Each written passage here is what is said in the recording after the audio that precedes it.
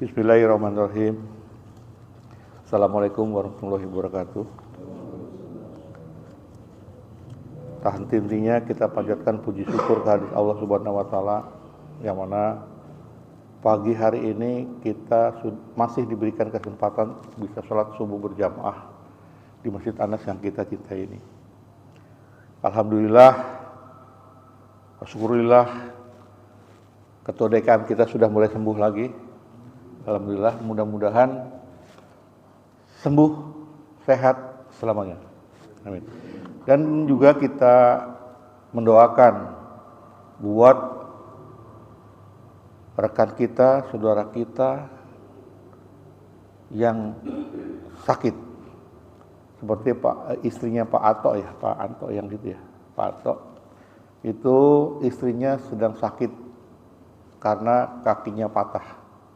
Ya, kakinya patah sehingga agak keluar gitu ya. Sekarang sedang dirawat di rumah sakit RSUD. Untuk kesembuhan mereka, mari kita sama-sama membacakan Al-Fatihah. Semoga doa dan Al-Fatihah kita diterima oleh Allah Subhanahu wa taala, dan yang sakit-sakit baik dirinya maupun keluarganya segera disembuhkan oleh Allah Subhanahu wa taala. Auzubillahi minasyaitonirrajim. Bismillahirrahmanirrahim. Alhamdulillahirabbil alamin arrahmanirrahim maliki yaumiddin. Iyyaka na'budu wa iyyaka nasta'in ihdinas siratal mustaqim siratal ladzina an'amta 'alaihim ghairil maghdubi 'alaihim waladdallin. Amin. Insyaallah mudah-mudahan Al-Fatihah kita ini diterima oleh Allah dan diberikan kesembuhan bagi para saudara-saudara kita yang sedang sakit. Baik, pada kesempatan pagi ini saya mengajak rekan-rekan sekalian untuk muhasabah diri. Karena kita kalau selalu mengingat-ingat ya, apa yang telah diberikan oleh Allah dan apa yang sudah kita perbuat untuk Allah. Dan dosa, kelakuan, tingkah laku, ucapan, dan lain-lain yang sengaja atau tidak sengaja diperbuat oleh kita kadang-kadang suka lupa. Canda, senda gurau yang kita buat. Padahal bercanda dan senda gurau itu belum tentu disenangi oleh orang yang kita bercandakan, kita senda guraukan. Sehingga kita perlu siap musabah diri, ya. Apalagi kalau kita mau tidur atau bangun tidur, kita harus mengingat apa yang sudah kita berbuat kemarin, ibadah apa yang sudah kita laksanakan kemarin, sehingga kita itu bisa mengontrol, ya, perjalanan hidup kita di hari itu, karena kita tidak tahu kapan ajal itu menjemput kita. Baik, hal-hal yang kita sering dengar, ya, orang-orang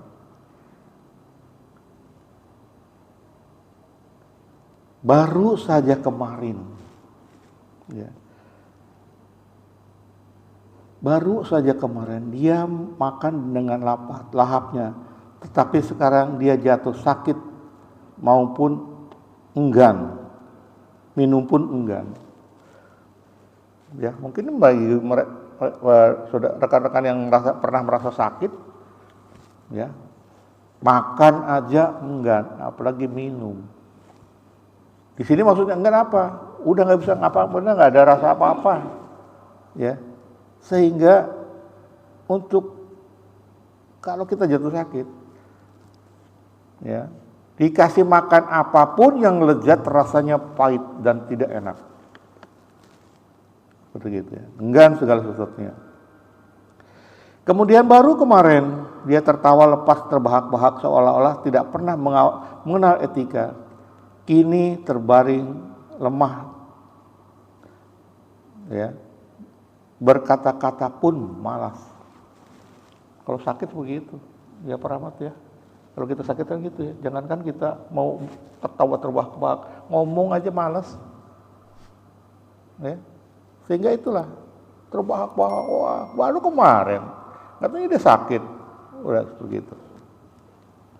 Jadi dia terbanding lemas saja. Baru saja kemarin dia bangga berolahraga tanpa lelah, tetapi sekarang dia lemah, tak berdaya, menggerakkan tangan pun sulit. Ya. Kalau kita pimpong di sini, wah ketawa-tawa, wah senang-senang, lupa akan Allah, lupa. Pas dia sakit, jangankan bergerak, ngangkat tangan aja udah susah, nggak bisa. Ya. Ini perlu kita sadari semua bahwa yang berlebih-lebihan itu tidak baik. Baru saja kemarin dia memakai pakaian olahraga berpakaian berharga jutaan. Mungkin belinya saja di luar negeri. Kini hanya selembar kain kafan putih harganya ribuan rupiah. Kemarin dia jalan-jalan ke Singapura, ke Amerika, beli pakaian yang branded, ya.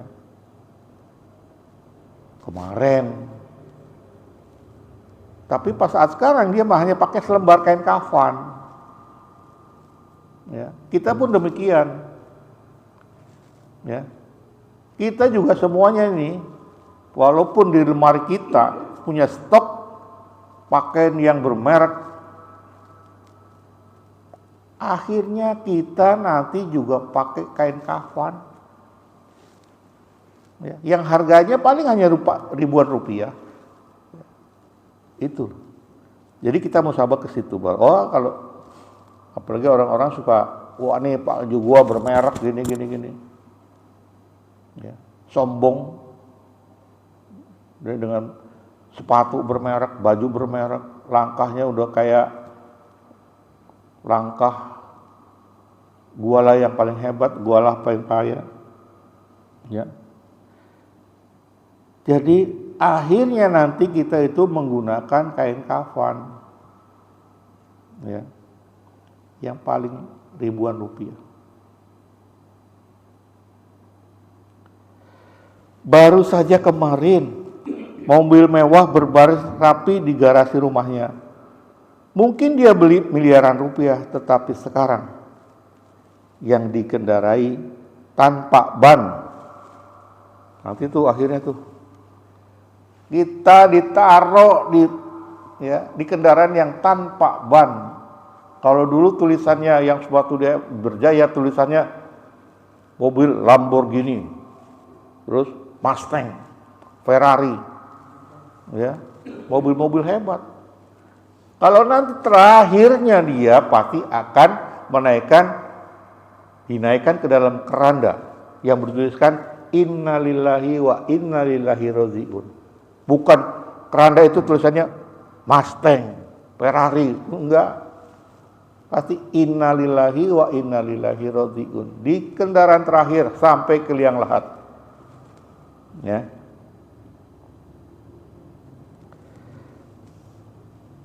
Baru saja kemarin tidurnya di rumah megah, di kasur empuk nan mewah. Belinya pun mungkin pesan impor, tapi kini kasur lantai pun tidak, tikar jelek pun tidak, hanya hamparan tanah ukuran 1x2 meter. Dulu hebat, tidurnya itu di kasur yang harganya mungkin puluhan juta, enak, tidak terasa sakit di badan, nikmat. Ya. Dia itu hanya tidur beralaskan tanah yang ukurannya hanya 1x2 meter. 1x2 meter. Kalau sudah nyawa kita diambil oleh Allah, lepas dari raganya kita, ya, diambil oleh Allah dari raganya kita, itu semuanya tidak ada artinya. Walaupun hartanya itu segunung, walaupun negara bisa dikuasai oleh dia, ya, itu tidak ada artinya semua. Yang ada semua ada milik Allah. Dia kembalikan kepada Allah apa yang akan dia bawa. Hanya amal perbuatan. Tetapi kalau saat kita masih hidup ini tidak mempunyai amal dan perbuatan kita yang baik menurut agama, menurut Allah, sia-sia semuanya. Walaupun kita orang kaya yang tidak ternilai. Contoh itu ada raja-raja, pemimpin-pemimpin yang banyak uangnya.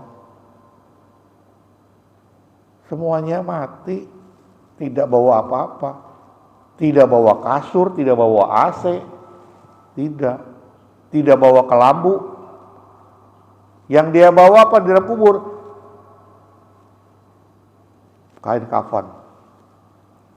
Dulu pakai kelambu yang harganya mahal, sekarang enggak, ditutup pakai papan. Ya. Gitu. Baru saja kemarin bangga dia berenang di hotel mewah, mandi di air hangat dengan suasana indah ditemani alunan musik, tetapi sekarang dia dimandikan dengan suasana hening diiringi kucuran air mata. Ya. Hebat dia dulu. Berenang di mana? Oh, saya berenang di hotel anu. Oh, berenang di mana? Oh, saya berenang di villa sana. Berenang, ya, bahagia, bangga dan hebat. Tetapi apa daya? Kalau Allah sudah mencabut roh kita, apalagi dengar ceritanya kemarin Pak siapa tuh bilang, Pak Tatibi bilang, dicabut roh itu sangat sakit. Jangankan roh dicabut katanya, Pak Tatibi bilang. Kuku aja kita cabut begini, sakitnya seperti apa? Apalagi roh yang dicabut. Sakit, sungguh-sungguh sakit. Tapi bagi orang-orang yang beriman,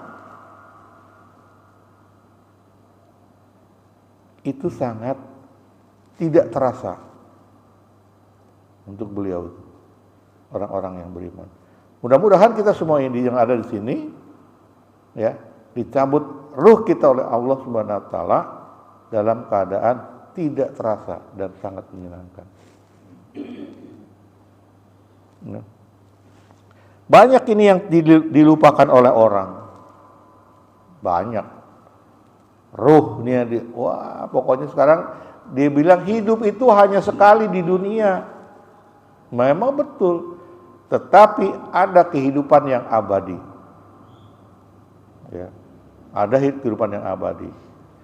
Untuk menghadapi kehidupan yang abadi dan dicabut rohnya oleh Allah itu dengan tidak merasakan rasa sakit, ya, marilah kita beribadah kepada Allah.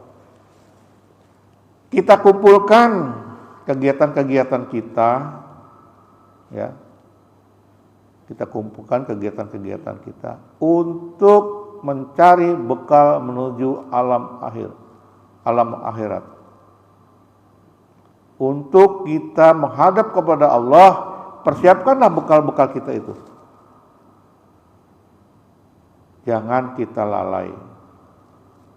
Jangan kita masih muda lah, ntar udah tua baru saya ini. Jangan punya pola pikir gitu. Karena mati ada sewaktu-waktu dan tidak ada yang tahu. Baru saja kemarin pekerjaan dan bisnis melalaikan dia untuk pergi ke masjid. Kini akhirnya dia pun ke masjid tanpa, ya, dia pun ke masjid, ya, untuk disolati. Kita lupa, kita nggak datang ke masjid. Kita nggak pernah nyentuh-nyentuh masjid. Bagaimana kita untuk kita ini untuk beribadah kepada Allah, melaksanakan perintah-perintah Allah, untuk datang ke masjid untuk sholat berjamaah, tidak pernah dia lakukan. Tetapi umat Islam pasti akan datang ke masjid. Nggak mungkin nggak datang ke masjid. Jarang lah. Contoh ya itu tadi. Walaupun selama dia hidup, dia tidak pernah ke masjid, tidak melaksanakan sholat berjamaah ataupun sholat-sholat lain yang ada di masjid, endingnya dia, walaupun tidak sholat di masjid, dia akan dibawa ke masjid. Untuk apa? Untuk disolati. Karena apa? Karena dia meninggal. Ya. Disolati dia, pasti dibawa ke masjid. Walaupun dia tidak pernah datang ke masjid. Baru saja kemarin uang menumpuk di bank, deposit sudah tidak terhitung jumlahnya. Bisnis berterbaran di mana-mana. Ya.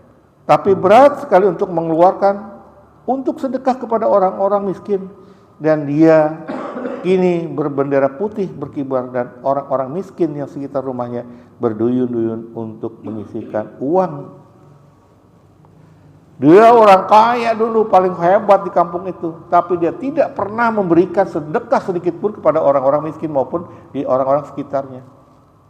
Tidak pernah. Ya. Dia punya usaha bisnisnya hebat, duitnya nggak terhitung.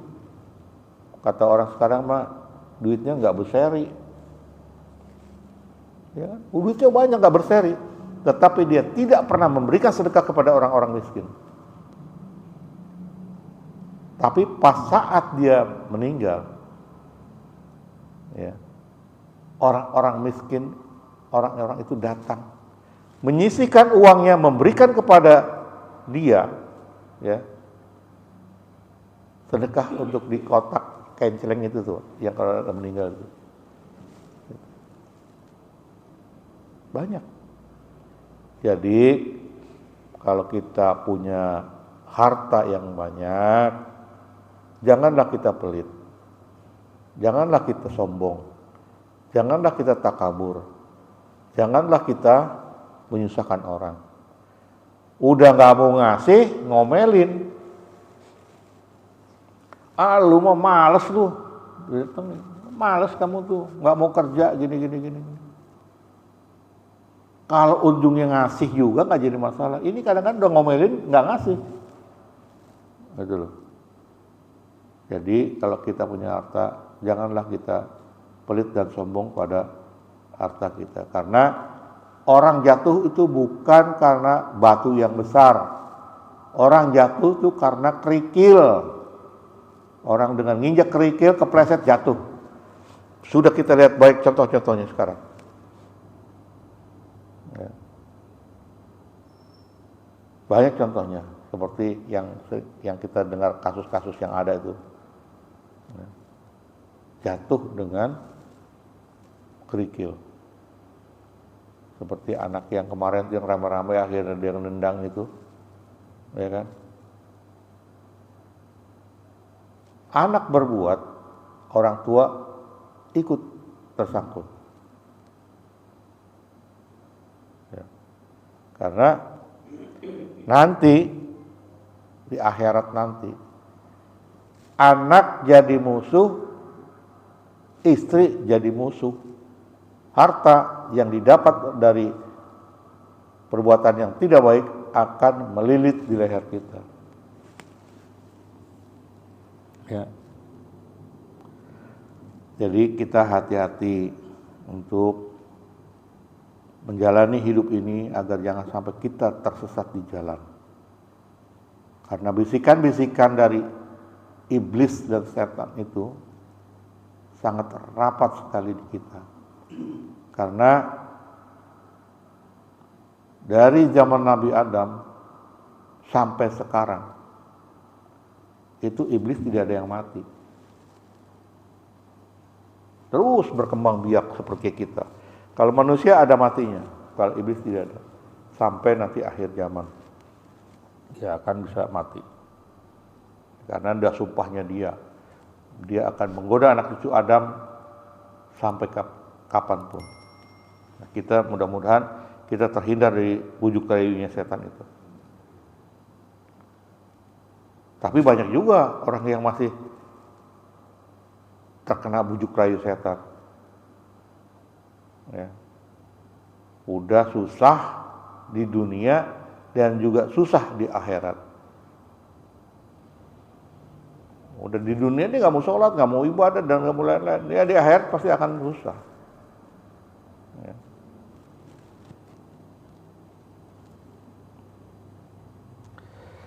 Jadi kita harus menyadari bahwa kematian itu sewaktu-waktu. Ya kita nggak tahu. Kita pulang dari sini, langkah kita kemana? Ke rumah. Pulang dari ini. Allah udah waktunya. Allah waktunya mencabut. Ya sudah. End kehidupan kita di dunia. Cukup. Ya. Cukup. Sehingga kita hanya suatu kenangan saja buat diri keluarga kita. Mungkin kita juga pernah mengalami semua. Orang tua kita, dari kecil kita dirawat terus sampai besar, sampai ibu kita itu nggak tidur nungguin kita kalau lagi sakit, dielusin, diusap, dirangkul, kalau nggak bisa tidur Nina boboin supaya bisa tidur. Itu dari kecil.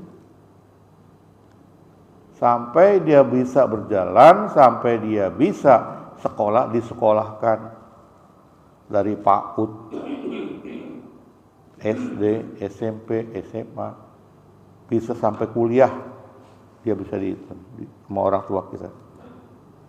Ya. Tapi ya gitu, kita harus bisa menjaga diri kita, terutama mensayangi kedua orang tua kita.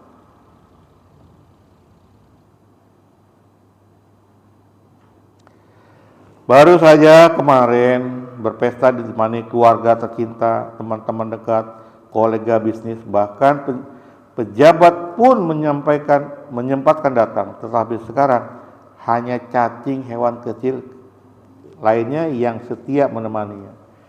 Kita sudah masuk kubur, bukan siapa-siapa yang menemani kita, cacing. Seperti saya, Pak Rahmat, Pak Jul, Pak Ale, ya, Pak itu Dadang. Kita ini semuanya apa? Nanti jadi makanan cacing dan lain-lainnya. Ya. Yang tersisa apa? Hanya tengkorak. Jadi wajah kita yang dulu gagah, cantik dan aduhai, itu wajah asli kita itu aja tengkorak, tulang belulang, ya, tengkorak dan tulang belulang. Sehingga jangan sombong. Dan disinilah kita harus musabahnya. Waktu cepat berlalu, entah kapan malaikat maut akan menjemput kita. Kita siap-siap selalu. Jangan sampai malaikat maut menjemput kita, kita tidak siap dan tidak mempunyai amal ibadah kita. Entah kapan kain kafan akan kita kenakan. Kapan kain kafan kita kenakan. Ya. Kita harus selalu berpikir seperti itu. Kapan malaikat maut menjemput kita? Kapan kain kafan ya kita kenakan? Entah kapan datangnya waktu di mana taubat sudah tak bernilai dan mulut pun terkunci. Taubat tuh nggak ternilai. Ya. Udah nggak ada artinya taubat tuh kalau udah nyawa sudah di atas tenggorokan. Tapi di sini kadang-kadang juga ada orang juga yang salah tafsir, bukan salah tafsir, menyepelekan Allah. Gampang lah nanti kalau gue meninggal kan Nanti kan ada dituntun sama orang tuh.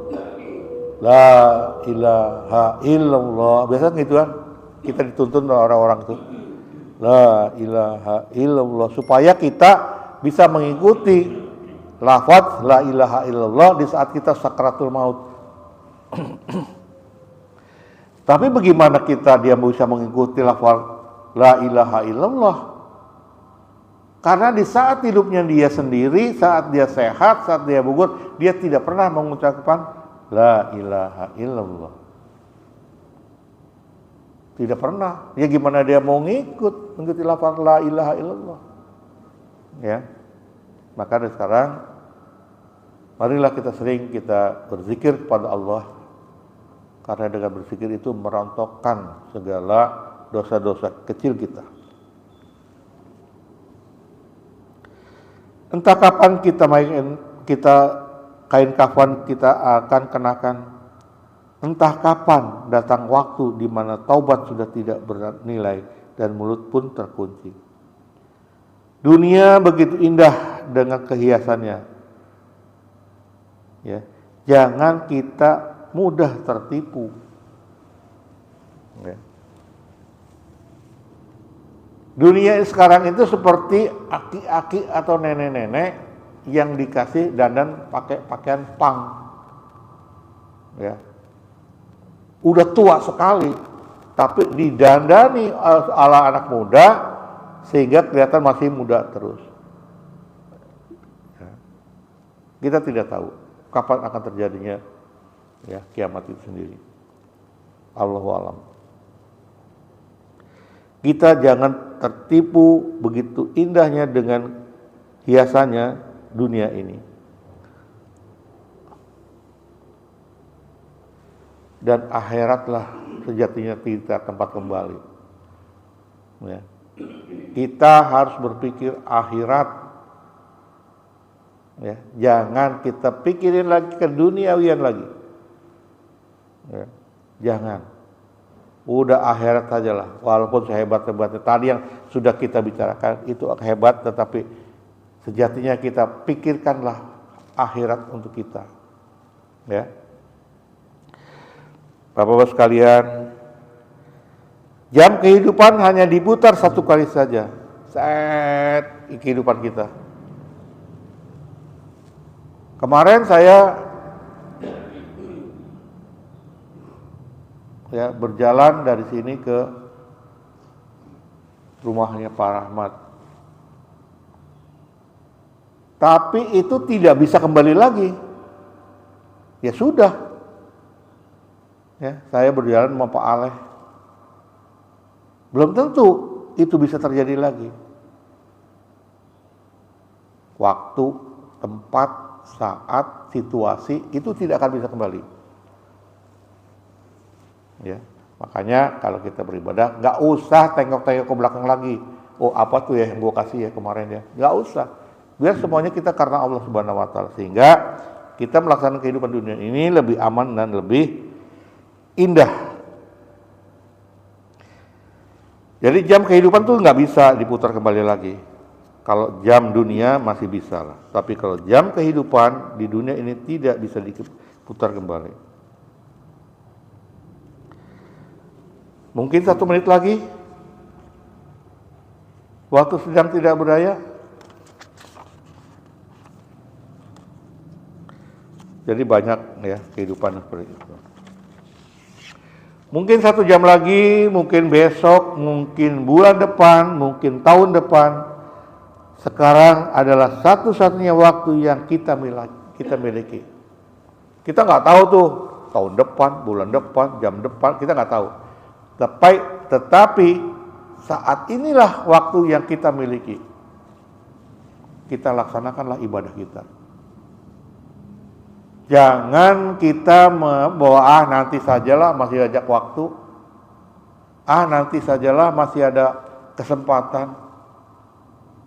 Nanti ajalah masih bisa dikerjakan. Ya. Seperti Rahman ini. Allah sangat menyenangi dia. Karena apa? Anak muda yang baik, yang soleh, yang pintar membaca Al-Quran, yang sadar akan dirinya itu disenangi oleh Allah. Tapi kalau yang sudah tua-tua memang harus ibadah kepada Allah. Persiapkan diri kita untuk menghadap Allah. Karena apa? Doa apa? Karena udah tua. Jadi Allah juga biasalah kalau orang tua mah. Itu. Ya. Jadi saat inilah waktu yang kita harus pergunakan sebaik-baik mungkin. Manfaatkan hidup ini. Sediakan waktu untuk hablum minallah, beribadah kepada Allah Azza wa Jalla, dan hablum minanas, berbagi kepada semua manusia. Hablum minallah tadi kita sholat tuh. Kita berhubungan pada Allah. Allahu Akbar. Pasrah diri kita kepada Allah.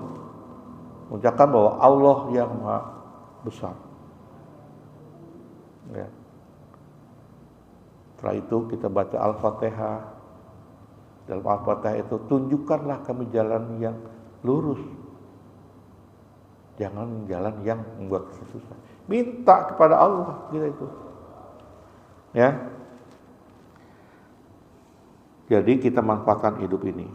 Ya, berbuat hablum minallah, hablum minannas. Hablum minannas. Apa yang kita akan lakukan kepada sesama manusia? Di sini dijelaskan hablum minallah, hablum minannas. Kita kepada manusia kita berbuat baik. Jadi kita nggak perlu lagi pikir, wah dia agamanya itu, oh dia agamanya itu. Nggak ada di sini hablum Islam, hablum minannas, hablum bukan hablum Islam. Semuanya. Jadi kita harus berhubungan sesama manusia, walaupun kita berbeda-beda keyakinan. Kita berbuat baik, kita saling tolong menolong, kita saling hormat menghormati. Karena itu perintah Allah, hablum minannas. Ya, bukan hablum golongan, bukan. Oh, hablum partai, bukan. Hablum pelangi gitu loh, hubungan-hubungan itu. Jadi di sini Allah memerintahkan hubungan kita kepada manusia, bukan kepada suatu golongan. Ya.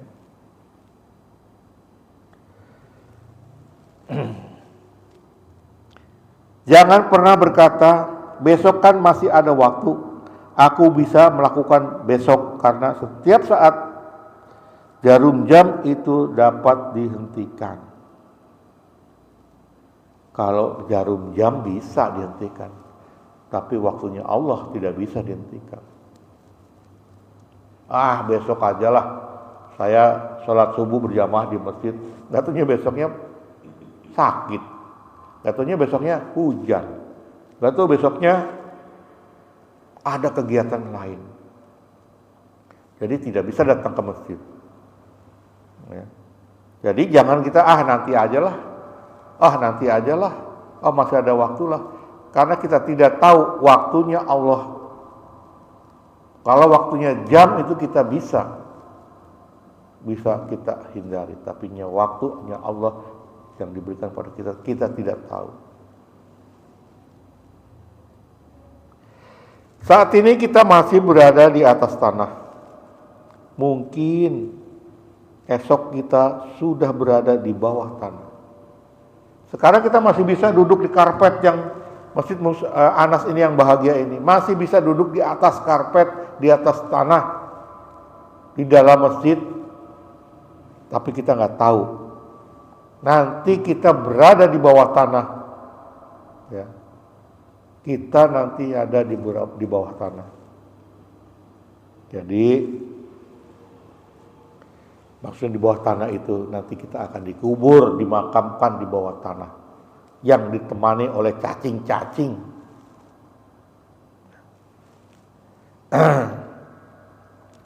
Jangan bangga dengan handphone, jangan bangga dengan handphone canggih, karena alat komunikasi yang bisa menyelamatkan kita hanyalah doa. Doa yang menyelamatkan kita, bukan handphone. Ya. Apalagi handphone dilihat dari sisi jeleknya. Banyak situs-situs yang menjerumuskan kita. Ya. Jangan begitu. Hanya doalah satu alat komunikasi yang kita miliki untuk bekal kita nanti menuju akhirat. Berdoa kepada siapa? Kepada Allah Subhanahu wa taala yang memberikan kita kehidupan. Jangan sampai kita lalai dengan Allah.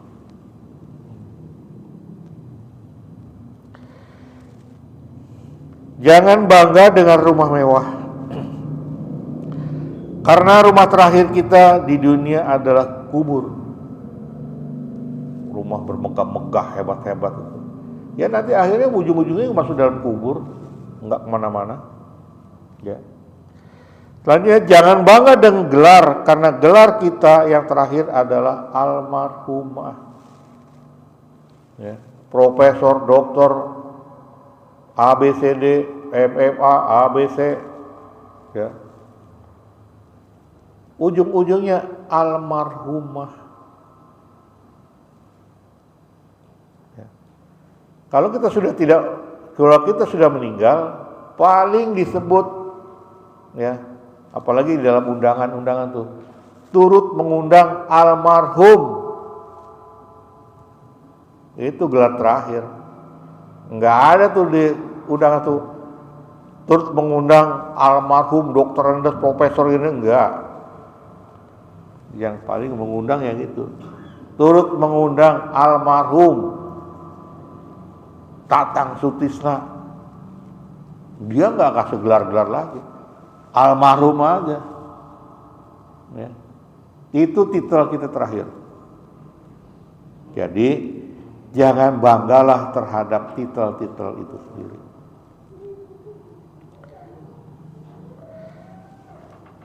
Jangan bangga dengan wajah yang cantik, tampan, karena wajah kita yang terakhir adalah tengkorak.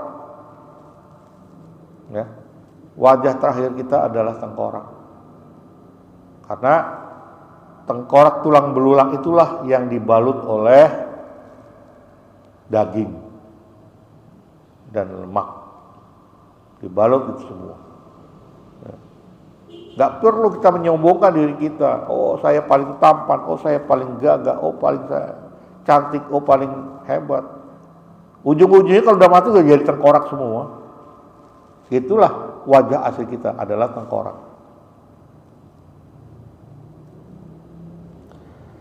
Jangan bangga dengan mobil mewah, karena mobil terakhir kita adalah mobil jenazah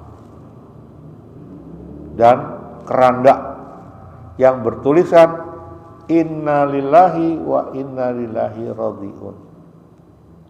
Tulisannya itu tuh. Enggak ada tulisan lain. Paling juga tulisannya ambulan pengangkut jenazah. Di kerandanya tulisan innalillahi wa inna ilaihi raji'un. Itu dari mobil diangkat pakai kendaraan itu. Kendaraan ya, yang tertuliskan innalillahi wa inna ilaihi raji'un. Bapak-bapak sekalian, ya.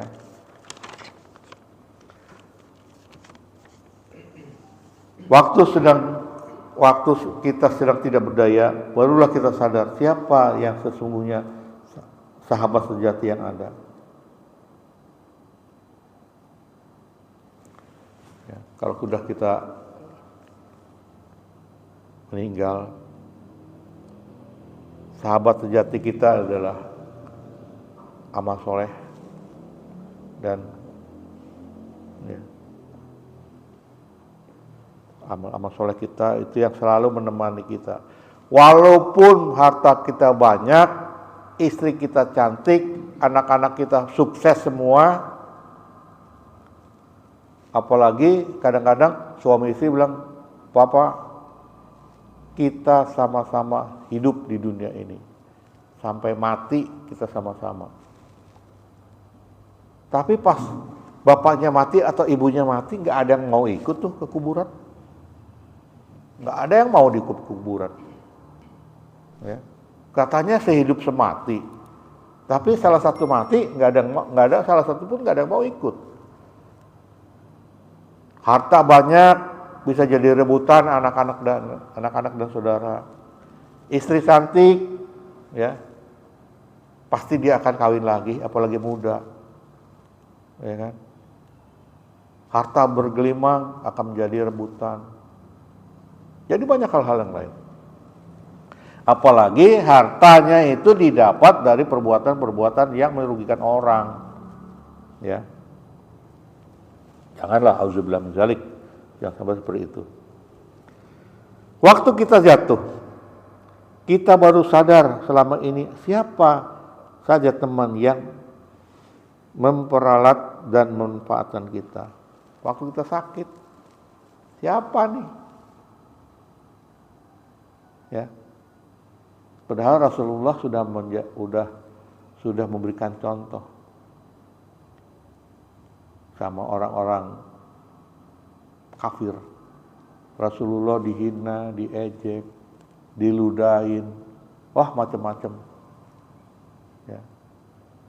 Rasulullah tuh pernah merasakan seperti itu. Tetapi saat orang itu sakit, saat orang itu jatuh sakit, yang pertama kali menjenguk beliau adalah Rasulullah. Itu sudah contoh tuh, ya, orang terbaik yang pertama kali menjenguk kita. Ya, itu contohnya. Jadi kita pun demikian, ya, bisa menilai. Oh, orang ini, bapak ini respect terhadap kita. Oh, bapak ini perhatian kepada kita. Kita bisa nilai di situ semua. Di saat kita sakit, siapa yang datang? Manakala miskin, kita baru tahu jadi orang harus banyak memberi, ya, bersedekah dan saling membantu. Saat kita tidak punya uang dan kita mempunyai suatu kebutuhan, pasti kita suka pernah ngomong kepada orang, tolong dong bantu saya, ya kan? Tapi kadang-kadang kita tahu orang yang mau membantu kita. Tapi kalau kita tidak mau pernah sedekah dan kita tidak membantu orang, mana orang mau membantu kita? Ya.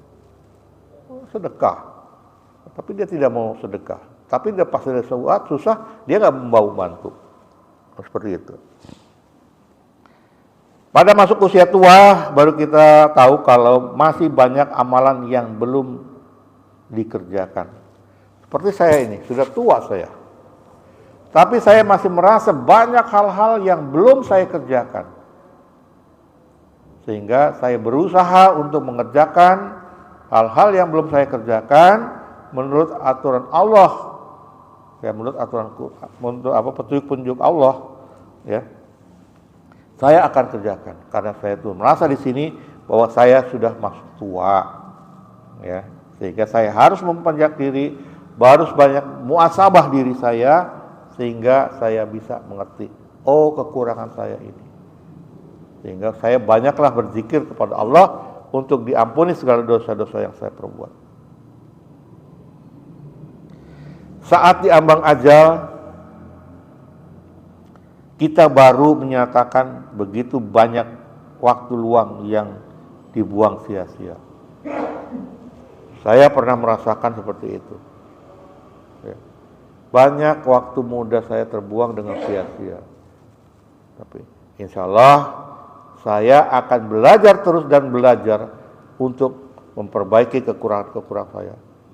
Jangan sampai kekurangan saya itu terbawa mati sehingga saya belum bisa melakukan apa-apa yang harus ditentukan oleh Allah. Jadi, ya, kita baru menyadari begitu banyak waktu luang yang kita. Banyaklah teman, saya yakinlah kalau orang itu waktu mudanya banyak yang buang-buang waktu, begadang, main gaplean, main ini, main itu, seperti gitu. Ya.